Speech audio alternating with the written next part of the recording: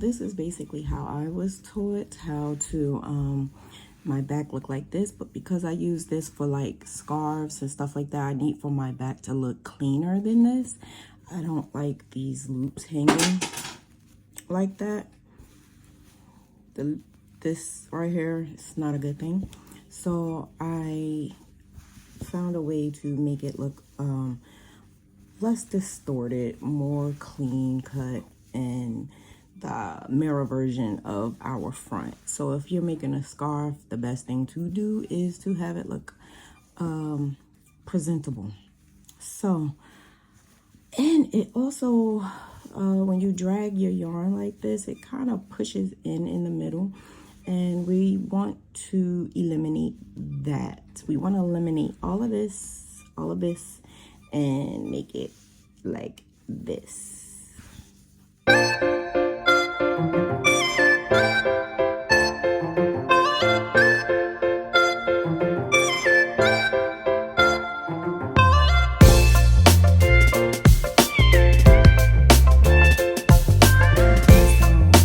To show the difference, and not the front of this Tunisian, I am going to show the difference of the back.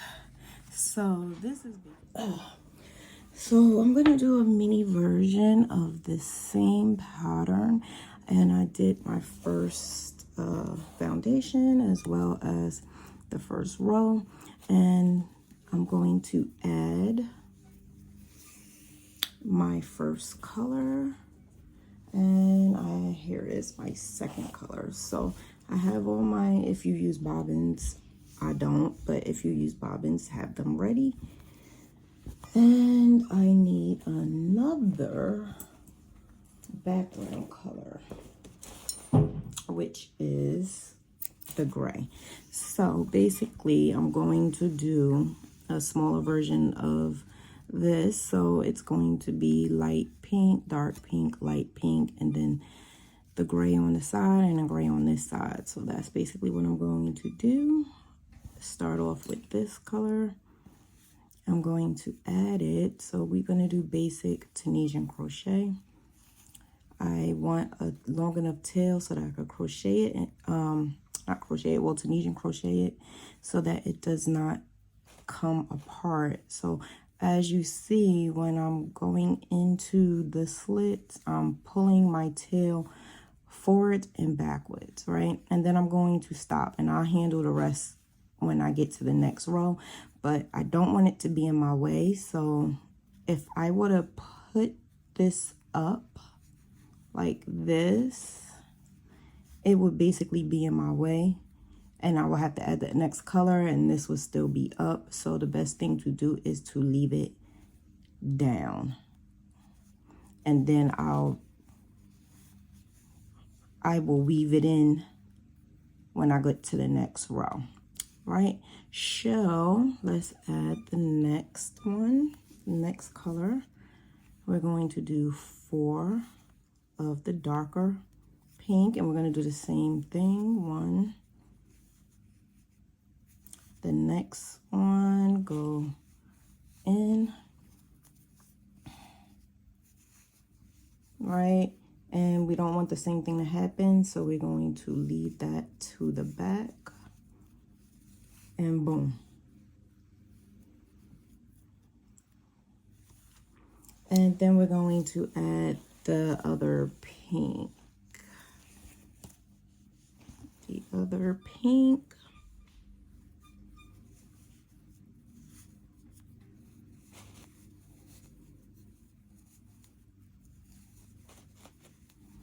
Okay, and the gray at the end. The gray at the end. Make sure you get into both the loops at the end. Pull that through like that, and yarn over, pull through that one. Now we're going to go back. So when we go back, our yarn that we need is already there. So we're going to pick this up, yarn over, pull through 2, pull through 2, pull through 2, pull through 2, right? Stop, because now it's time to change the color. And I'm going to pull that over like a crisscross. Pick up the next color and go through 2. I'm gonna tug down on the back of that for a little bit, just a little, not too tight. And we're going to, let me fix this. And I'll pull through 2 and do the same thing.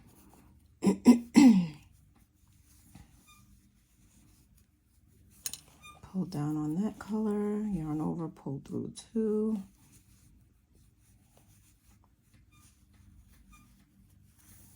And the last color, which is the gray, same thing, yarn over, pull through 2. So being that we separately added the colors, we don't have to pull on them, we don't have to drag it. Our colors are already there. So let's get to the next row. So because we are at the next row, number 1 is already on there, the gray. So we're going to pick up the light pink, and I am going to go into that very first one like this and continue weaving the tail. So I'm going to put it on top, then I'm going to put it towards the back. Then I'm going to put it on top again and towards the back. So that is weaved in. Drop that, pick up the pink, and do the same thing with the pink. Pick the pink up, weave that in, and put that towards the back, and pick up the next color and do the same thing with the next color. So doing it separate like this will help tremendously when it comes to the back looking better. Now with Tunisian, it's not going to be perfect, but it will be 100 times better than dragging your strings. Now again, we're going to go on to the side, make sure it's both loops. I'm also going to add the tails.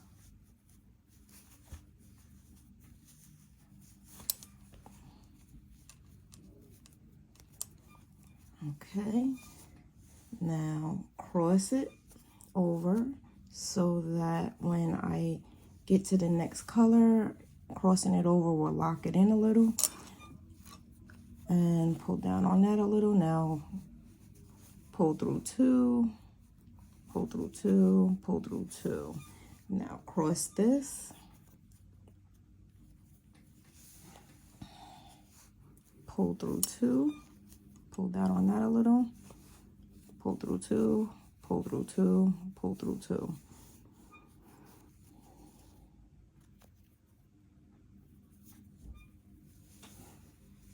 And keep going in this fashion until you finish your project, but making sure that you are picking up each color, and if you run out of color, you just add it. But having separate colors and not pulling it will be the next best thing so that your back looks good. I'm going to continue until I get at least this row done to show you how the back looks.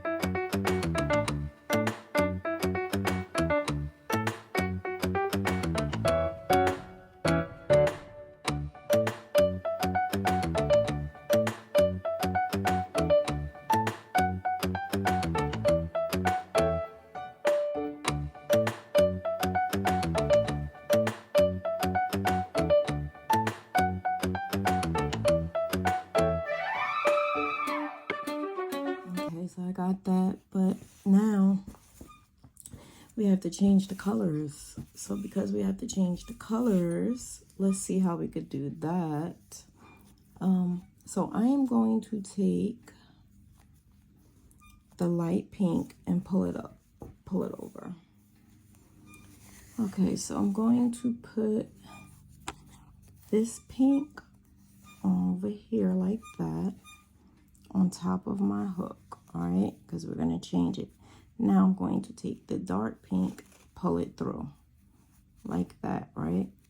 Because we need to change it. Light pink, now we're going to make it dark pink. I'm going to go in to the next loop, but I'm going to go under where you see me drag this, go under and pull through the loop. And when I do it again, I'm going to go on top. So we're basically doing the same thing, except for we're going under that loop that's in the back, right? So now we have the 4 of that, and now we have this pink that's pushed over, so we ain't got to worry about pulling it. There we go, like that.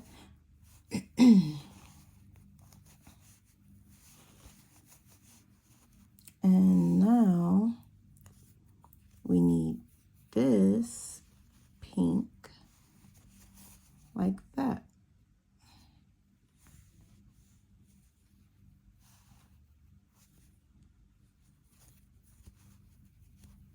And now we can just add, I could add the pink, the dark pink. I'll add it instead of dragging it. There we go.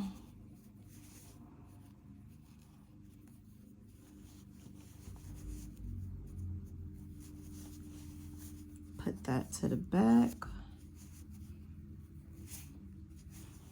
Now, if this was longer, I would just keep going until I don't have the tail anymore. Okay. Wait, what am I doing? There we go.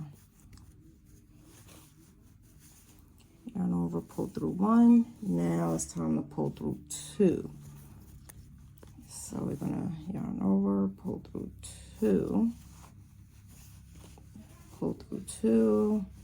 And keep going. Tugging the back down a little. Pull through 2. Pull through 2. Pull through 2. Crisscross. Pull through 2.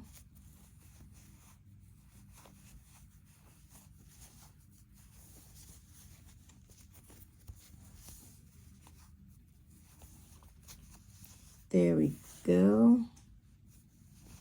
Let me do one more roll to show you how it looks.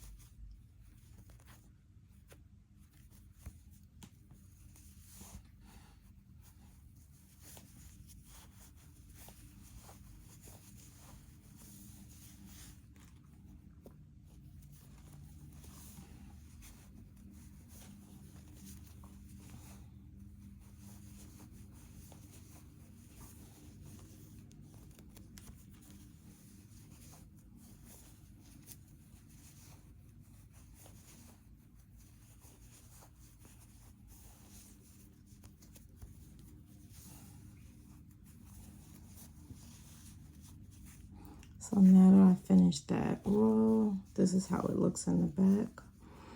And when we tug down on it, we're tugging down on it so that the loops won't be as large. But other than that, it's a little better than what it was. And what I'll do is I'll weave in like some of these ends. I'll weave it in. You could use a needle or a hook, it's up to you. And I'm just weaving it in as if I was doing it as I'm crocheting.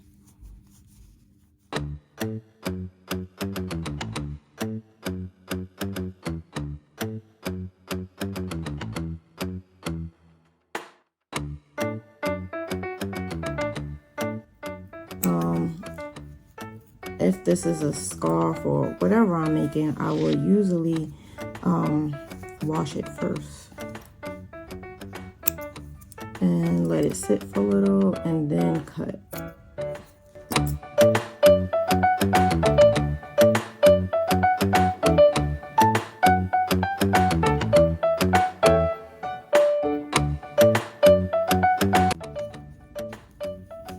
This will lay down more when you wash it.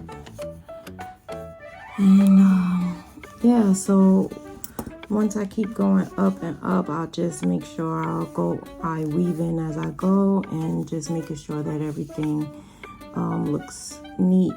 Tug on it a little as you go, because tugging on it will make it look better. So yeah, instead of having these, we don't want that. We rather it look as clean as possible on the back. It may not be perfect, but it's doable. Way better than this. So you don't have these things and you don't have to worry about this imprint. So that's it. Thank you.